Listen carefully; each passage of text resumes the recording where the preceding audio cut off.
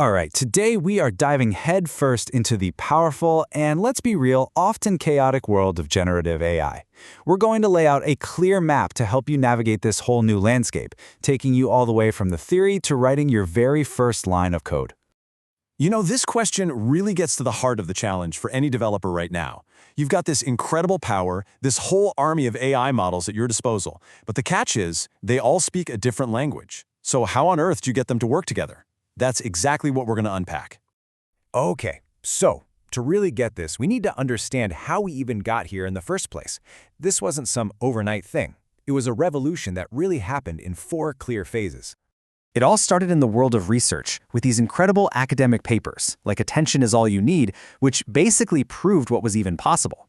Then, in phase 2, you had the tech giants, Google, OpenAI, pour just massive amounts of resources into building what we call bedrock models. From there, in phase 3, these companies became providers. They started offering access to their models through APIs, which are just doorways for other programs to use them. And that brings us to today, to phase 4, which is you, the developer who can now use those APIs to build entirely new things. Now, at the very heart of this entire revolution are large language models, or LLMs for short. These are the engines, right? They're the brains of the whole operation, and they're what's powering this incredible new wave of technology. So let's just break that down. They're large because, well, they are trained on truly enormous amounts of data. We're talking the internet, countless books, tons of code, and that takes a staggering amount of computing power. Language, because they get and generate human text, everything from English to the Python programming language, and model because, at its core, it's a deep learning neural network. And here's the key thing to remember. It's not thinking. It's a super sophisticated pattern matching machine. It's just predicting the next most likely word based on all the patterns it's seen before. So, you've now got access to all this amazing power. But this is exactly where a huge new problem pops up for developers who are trying to actually build something. You've got an army of these fantastic models at your command. OpenAI's GPT, Google's Gemini, Anthropic's Claude, Meta's Llama. I mean, the list just keeps growing. And each one has its own strengths, different pricing, different things it's good at. The choice is awesome, but it also creates a major headache. And this slide just shows the dilemma perfectly. Just look at these little code snippets. To use OpenAI, you have to import OpenAI. But to use Gemini, it's import Google.generative AI. For Anthropic, it's import Anthropic. Every single model forces you to learn and write completely different code, even to do the most basic thing.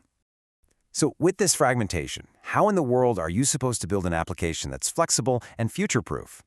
I mean, what happens when a new, better model comes out next month? You have to go back and rewrite everything? How do you even test which model is best for your specific task without a ton of engineering work? It's just a complete scalability nightmare. And this brings us to the solution, a framework that was created specifically to bring some order to all of this chaos. Let's talk about LangChain, the universal adapter for this new AI world. The promise of this solution is a concept that's going to sound really familiar to any developer out there. Write once, run anywhere. It's an idea that totally revolutionized programming before, and now it's finally coming to AI. So meet LangChain. I want you to think of it like a universal travel adapter for LLMs. It's an open-source framework that gives you one single standard way to talk to any large language model out there. You just write your code one time, and LangChain handles talking in the specific language needed for OpenAI or Google or anyone else. But see, by providing this universal language, LangChain doesn't just solve that fragmentation problem. It actually hands you a brand new, really powerful toolkit so you can start building some seriously sophisticated AI applications. These 6 components you're looking at here are pretty much the fundamental building blocks for almost any AI app you can dream up. It all starts with models, which is your universal plug to connect to any LLM. You tell it what to do using prompts, then you can link a bunch of actions together into chains.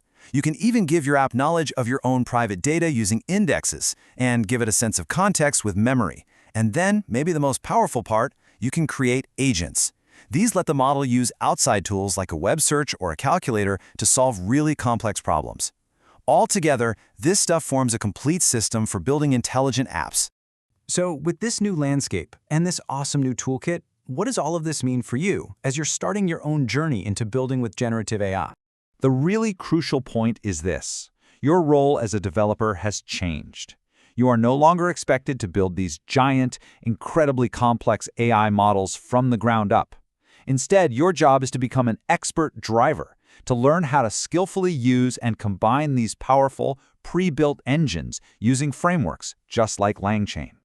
The barriers to entry have been lowered, the tools have been standardized, and all this power is now accessible. This is where the really creative work begins. The possibilities are, for the first time, truly in your hands. So the only question left is, what are you going to build?